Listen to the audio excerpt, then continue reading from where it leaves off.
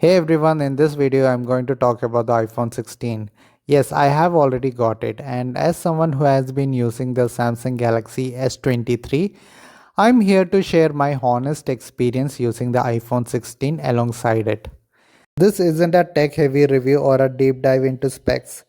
It's just my personal thoughts as a regular user. No switching, just comparing from real world point of view. Before we get started, don't forget to like, share and subscribe. So here's something I have noticed, especially with a lot of Indian YouTubers. When they compare iPhones with Android phones, they often end up saying the iPhone isn't worth the money. And honestly, I get why they say that. Go check the comment section of any iPhone review. You'll see a lot of people cheering them on like, oh my god, this guy is bashing the iPhone. I love it. And I don't blame the YouTubers. They want views, right? They check the comments, they see the what their audience likes. So naturally, if bashing the iPhones get attention, they'll do more of it. They're giving people what they want to hear. But here's the question. If they really believe the iPhone isn't worth it, then why do they always compare it with the best Android flagship? Why not just compare Android versus Android? It's simple. They know the iPhone holds it on. Deep down, they know it's a benchmark. That's why every big Android phone is always compared to the iPhones.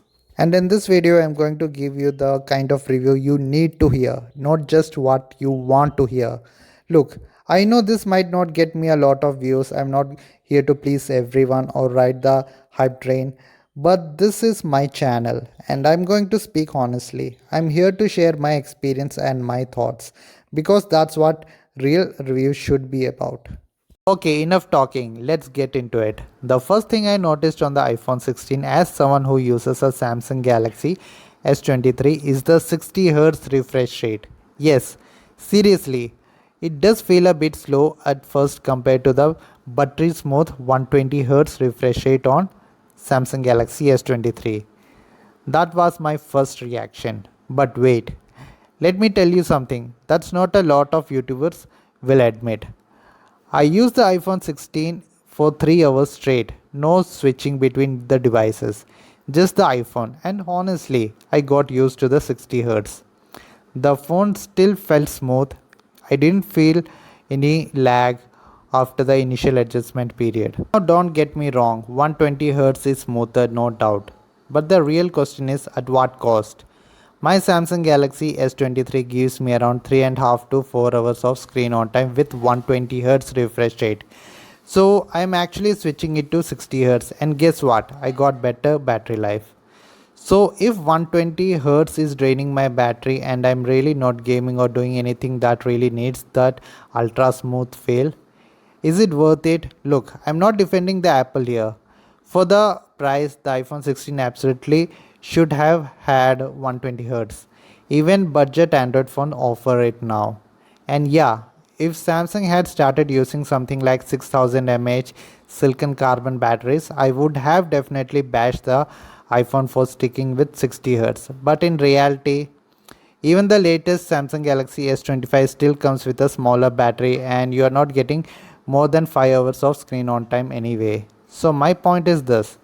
Once you give it a few hours, you can get used to 60Hz. It doesn't feel laggy or slow after that. Now let's talk about the display quality. Honestly, I love the display on both the Samsung Galaxy S23 and iPhone 16. They are both really good, bright, sharp and great for media consumption. But there is one thing that bothered me at first on the iPhone 16, and that's the dynamic island.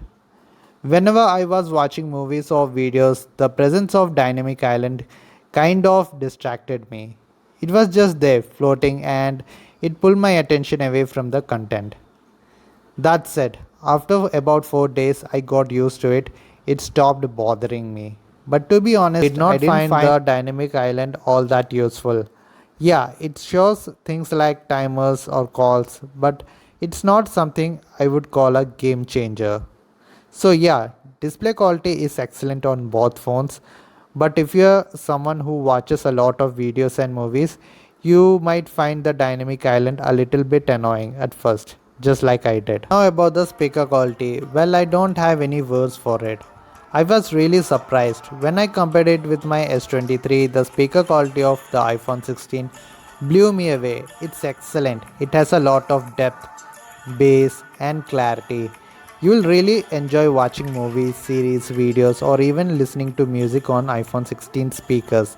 To be honest, I'm really impressed with the speaker quality. It's just excellent. I am not going to talk about the fancy features like wireless charging, IP68 water resistance, and all that. You all already know those things, so I don't want to waste time talking about them. But yeah, I have to admit on Samsung Galaxy S23 or any other Samsung phones, you can really customize your phone a lot, especially with the help of good lock. On the iPhone 16, you can customize a bit, but definitely not as much as on Samsung. Now, let me tell you my personal experience. A lot of YouTubers say iPhones are not customizable, and yeah, that's kind of true when you compare it with Samsung, OnePlus, and other Android phones. But here's the thing, I have been using Samsung phones for like 10 to 12 years, and every time I get a new phone, I do all the customization on day one, and then I never touch it again. I don't keep changing stuff. So you have to ask yourself, do you really customize your phone every day or every month?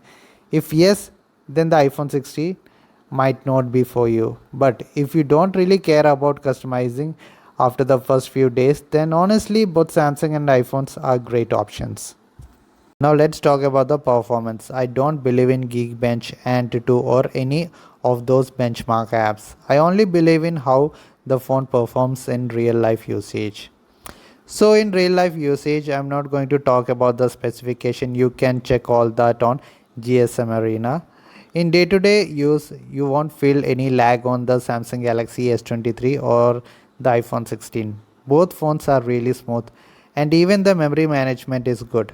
I didn't face any slowdowns or issues while switching between apps. To be honest, I'm not much of a gamer, so I can't comment too much about gaming performance, but I think you can do a decent gaming on both the devices. One thing with the iPhone 16 is because of the 60Hz refresh rate, you are only going to get 60 frames per second in games, but the good thing is it stays consistent. That 60 FPS is solid. Now, here's something I noticed. When using apps like Instagram, watching Reels, YouTube Shorts, or switching between social media applications, the iPhone 16 handles it better. The S23 also does a good job, but sometimes it gets a little warm and occasionally even hot when doing the same thing that I'm doing with on iPhone 16. Yeah, I know people will hate me for this, but I have to say it. Apps like Instagram, Snapchat, and Twitter work smoother and better on iPhones. That's just my experience, and I'm sharing it honestly. So, yeah, in terms of performance, you don't need to worry. Both phones are powerful and fast. But if you ask me which one has raw performance, come on, you already know the answer. It's the iPhone 16. Now let's talk about AI. Well, in this department, Samsung clearly wins. Samsung AI feel more mature and polished when Apple's AI still looks like it's in beta stage. But I already know Apple is working on it and they will definitely make it better in the future. Now let's talk about the battery life. Honestly, there is no logic in directly comparing the battery life of Samsung Galaxy S23 and the iPhone 16 because the iPhone 16 is brand new and my S23 is almost 2 years old. So obviously the battery performance is not going to be the same. But still, if you want me to compare, I will tell you based on my usage. I am saying this clearly my usage because everyone uses their phone differently and everyone gets different screen on time. In my usage, the Galaxy S23 gives me around 3.5 to 4 hours of screen on time. With the same usage, the iPhone gives me around 7.5 to 8 hours of screen on time. And for a compact phone, that's really impressive. For example, if I charge my iPhone 16 to 100% at 7 am, by the end of the day, I still have around 18% battery left. That's solid battery life in my opinion. And yeah, I still remember when I bought the Samsung Galaxy S23 2 years ago, it used to give me around 6.5 to 7 hours of screen on time. when the battery was new. So this is how the battery life has been for me on both devices. So about the camera quality. Well, in the camera department, both the Samsung Galaxy S23 and iPhone 16 take really good pictures. But yeah, the iPhone 16 doesn't have a telephoto lens while the Samsung Galaxy S23 has one. Still, in daylight conditions, you can take 3x portrait shots in iPhone 16, same like the S23. You just have to go to portrait mode. By default, you will see 1x and 2x. But if you pinch a little, you can take 3x portrait shots too. But remember, if you are planning to take 3x portraits, it should be in well lit conditions. Now, if you compare the S23, the 3x portrait shots have more details because it has a dedicated 10 megapixel telephoto lens. In indoor lighting conditions, both the cameras struggle when taking zoom photos.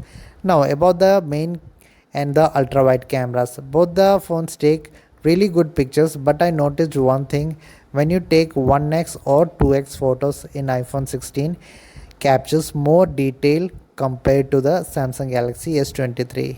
Now, about the front camera, I seriously like the front camera of the Samsung Galaxy S23 more. It takes sharp and cleaner images compared to the iPhone 16. I'm not saying that the iPhone 16 front camera is bad. It's good, but if I compare both, the S23 I'm is not better saying the in iPhone front 16 front camera is bad. It's good, but if I compare both, the S23 is better in front camera pictures. Oh yeah, I forgot to mention one thing. The second thing I noticed when using the iPhone is that there is no circle to search, which every Android phone has now. So what I did was I made a shortcut to enable something similar to circle to search.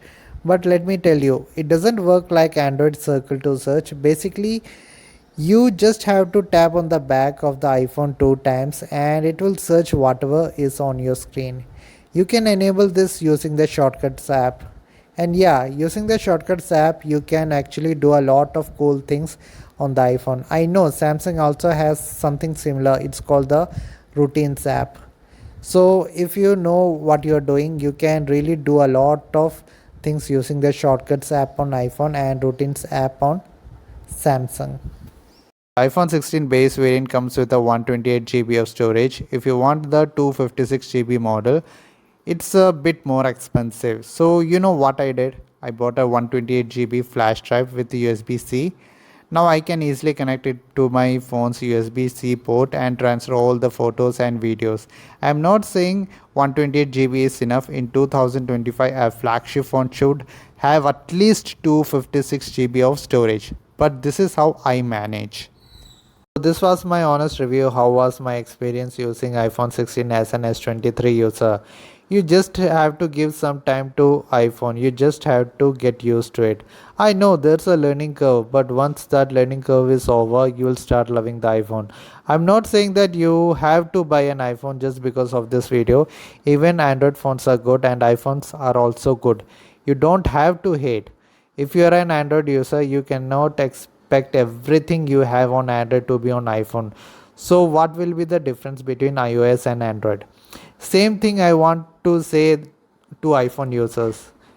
They think iPhone is much better than Android. They just have to use Android for some time. They will start loving Android. Same goes for Android users. Just use iPhones for a bit, then you will start loving it. That's it. You don't have to hate iPhones or Androids.